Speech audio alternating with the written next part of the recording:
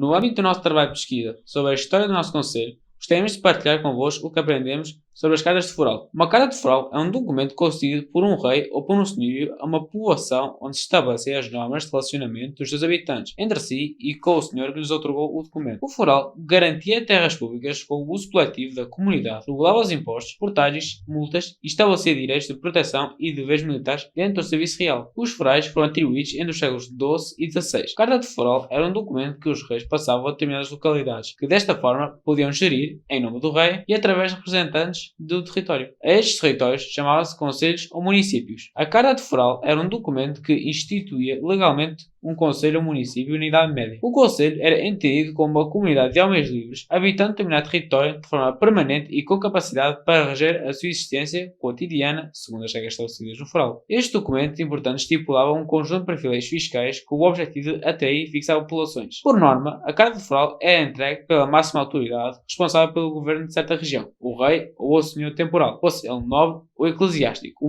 Agora vamos falar um bocado sobre a história do foral de Sor. O mais antigo documento escrito relativo a Sor data de 4 de setembro de 1043. Trata-se de uma carta de doação, carta testamenti, de um pequeno mosteiro situado em Sáurio, provavelmente nome inicial de Sor, ao mosteiro de São Vicente de Vacaria. No século XIX, José Barbosa Caines de Figueiredo de Castelo Branco colocou a hipótese da vila ter sido fundada por colonos galegos no finais do século IX, após a primeira reconquista de Coimbra por Dom Afonso III, rei das Astúrias. Em junho de 1111, o conde Dom Henrique e a rainha Dona Teresa concederam o foral à vila de Sor, sendo este documento assinado a presença do bispo de Coimbra e de outros membros importantes da corte. Em 1128, Dona Teresa doou o castelo de Sor à Ordem dos Templários, doação que veio a ser confirmada por Dom Afonso Henriques em 1129.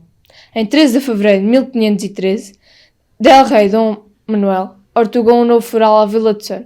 As alterações administrativas que ao longo dos tempos foram sendo feitas determinaram que tivesse havido permutas de freguesias entre concelhos adjacentes, sobretudo com o de Montemoro Velho, os extintos Revirde e São Tevarão. A partir dos finais do século XIX, o Concelho de Sor manteve a mesma estrutura administrativa, agrupando as 12 freguesias que hoje conhecemos. Sor recebeu o seu primeiro foral num momento de especial adversidade para o condado portucalense. Com efeito, 1111 foi o ano de profundas convulsões políticas na fronteira meridional portucalense. Durante alguns anos, os cristãos tinham conseguido estabelecer uma espécie de protetorado na área entre os rios Mondego e Tejo, inclusive sobre as cidades de Santarém e de Lisboa. Teve assim início a história do município de Sor, que é mais antigo do que a própria nacionalidade portuguesa. 912 anos de uma história rica em acontecimentos, visível ainda hoje num património histórico significativo e de elevada qualidade artística. A Carta de Foral de Sor reproduziu na sua essência as cláusulas do Foral de Coimbra, que aliás serviu de modelo aos forais concedidos a muitos outros concelhos. Contudo, conhecemos o teor pela transição medieval realizada em 1217, no reinado de Dom Afonso II,